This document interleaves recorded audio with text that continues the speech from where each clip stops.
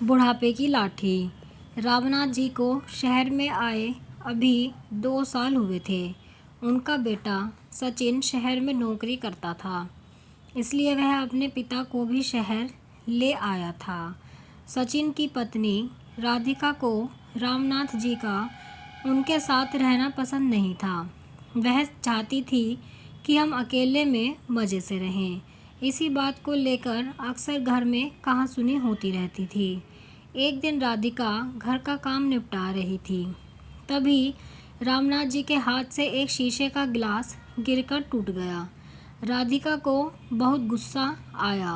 वह बोली, बाबूजी, आपको दिखाई नहीं देता कि मैं सारा दिन घर का काम करती रहती हूँ और आप नुकसान करते रहते हैं। अब कौन यह समेटेगा? राधिका की बात सुनकर रामनाथ जी बोले, बेटी, मैं साफ कर देता हूँ। यह कहकर रामनाथ जी कांच के टुकड़े समेटने लगे। तभी एक कांच उनके पैर में चुभ गया। खून की धार फूट पड़ी।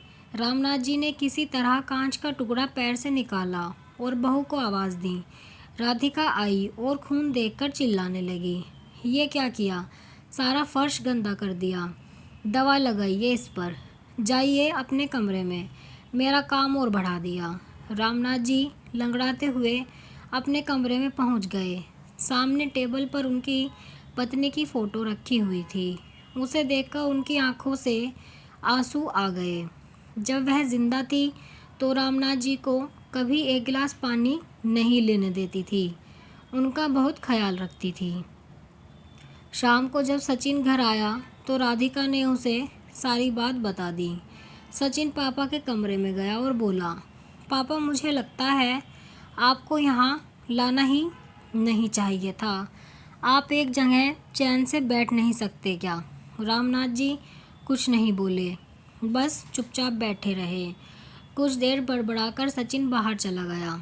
रामनाथ जी कहीं अतीत में खो गए। जब सचिन पैदा हुआ था, उन्होंने पूरे गांव को दावत दी थी।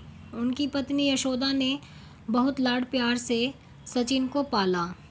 सचिन जब थोड़ा बड़ा हुआ तो रामनाथ जी उसे अपनी साइकिल पर बैठाकर स्कूल छोड़ने जाते थे। गांव से दूर बड़े से स्कूल में उसका दाखिला करवाया था। दोपहर को खेत में काम करते करते हमेशा घड़ी देखते रहते थे। जैसे ही सचिन की छुट्टी का समय होता, उससे पहले ही स्कूल के गेट पर पहुंच जाते थे। सचिन को घर पर छोड़कर फिर साइकिल उठाकर भरी दोपहरी में खेत पर जाते और रात तक मेहनत करते थे। सचिन जब 5वीं 8वीं क्लास में आया तो एक दिन अपने पिता से बोला, पिताजी, आप मुझे स्कूल छोड़ने मत जाया करो। मेरे सारे दोस्त मजाक उड़ाते हैं। आप मुझे एक साइकिल दिलवा दो। यशोदा जी ने बोला, अच्छा, अपने बाप के साथ जाने में शर्म आती है। कोई साइकिल नहीं मिलेगी। जाना है तो पैदल जा। रामनाथ जी ने सचिन की बात को समझकर उसे साइकिल दिलवा दी।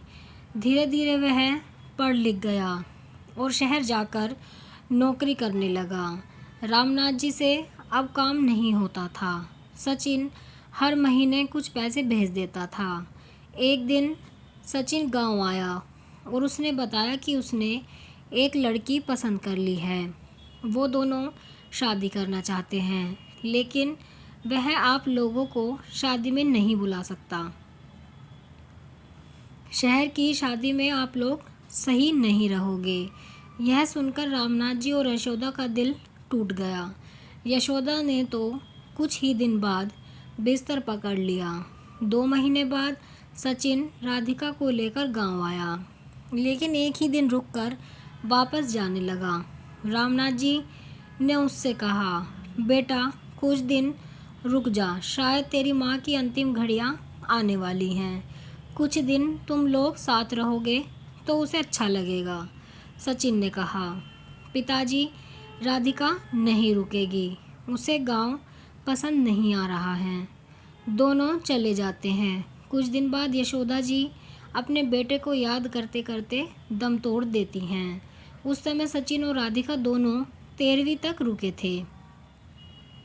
फिर रिश्तेदारों के कहने पर सचिन अपने पिता को शहर ले आया, लेकिन अब दोनों उनसे परेशान हो चुके थे। रामनाथ जी को अब कोई ठिकाना भी नहीं था। गांव का मकान और खेत सचिन ने बेच दिए थे।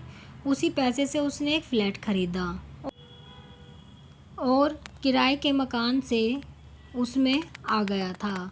एक दिन शाम के समय रामनाथ जी उदास एक पार्क में बेंच पर बैठे थे। उनके जीवन का अब कोई मकसद नहीं था। तभी उन्होंने देखा 3-4 उनकी उम्र के लोग वहीं पार्क में बैठे हंस रहे थे। सभी एक दूसरे से मजाक कर रहे थे। रामनाथ जी को यह देखकर अपने गांव की याद आ गई। गांव की चौपाल पर भी वे गांव वालों के साथ अपने दुख सुख बांटते थे। इसी बीच किसी की आवाज़ से उनका ध्यान भटका। उन्होंने नज़र उठाकर देखा तो उनमें से एक सज्जन उनके सामने खड़े थे। वे रामनाथ जी से बात करने लगे। उन्होंने अपना नाम राजेंद्र बताया। उन्होंने कहा, आप भी बहू बेटे से परेशान हो। रामनाथ जी ने कहा, नहीं नहीं, ऐसी कोई बात नहीं है। यह सुनकर राजेंद्र जी हंसने लगे। अरे भाई, हमसे कुछ छिपा नहीं है।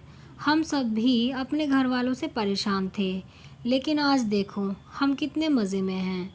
यहीं पास में एक आश्रम है, वहीं रहते हैं। जो मन में आए वो करते हैं, जहाँ जाना हो जाते हैं।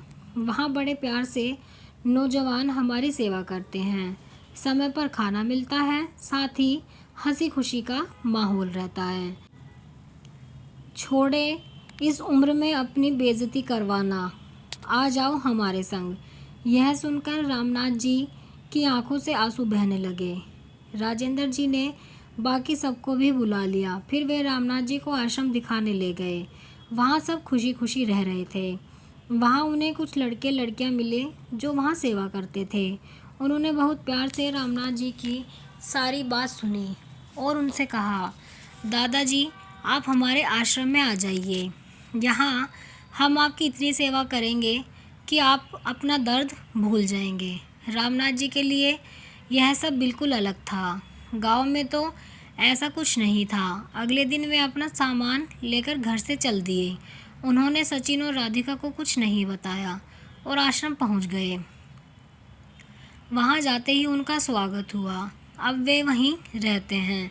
वहां उन्हें बहुत आदर सम्मान के साथ नाश्ता, खाना और पैसे भी मिलते थे। अब वे भी उस ग्रुप का हिस्सा थे जहां केवल खुशियां बांटी जाती थी।